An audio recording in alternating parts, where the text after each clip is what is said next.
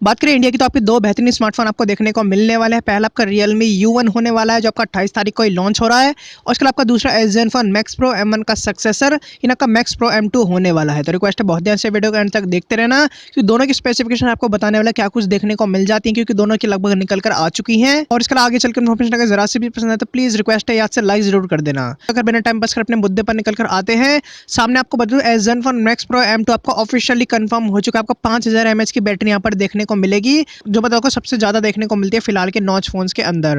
उसके अलावा बात करें स्क्रीन साइज की तो 6.26 इंचेस के IPS LCD देखने को मिलने वाली है। और उसके अलावा बताओ को गोरिल्ला ग्लास 6 की यहाँ प्रोटेक्शन की भी खबर निकल कर आई जो बहुत अच्छी चीज यहाँ पर बन जाती है। और उसके अलावा आपको 14nm टेक्नोलॉजी पर बेस्ड Realme 2 Pro वाला प्रोसेसर यहाँ पर देखने को मिल जाता है स्नैपड्रैगन 660। और उसके अलावा बात करें वेरिएंट्स की तो आपको 464 आपका 664 यहाँ पर निकल कर आए हैं।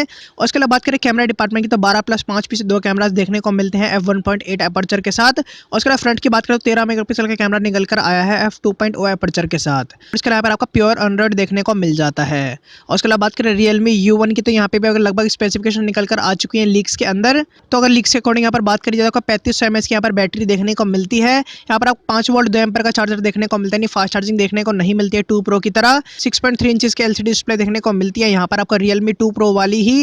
और उसके अलावा गोरिल्ला ग्लास 3 की प्रोटेक्शन देखने को मिलती है। और उसके अलावा बात करें प्रोसेसर की तो 12nm टेक्नोलॉजी पर बेस्ड नए जमाने का प्रोसेसर है Helio P70 जो आपको दुनिया में सबसे पहले देखने को मिलने वाला है। उसके अलावा बात करें वेरिएंट्स की तो आपका 3 32 और आपका 4 64 देखने को मिलेगा।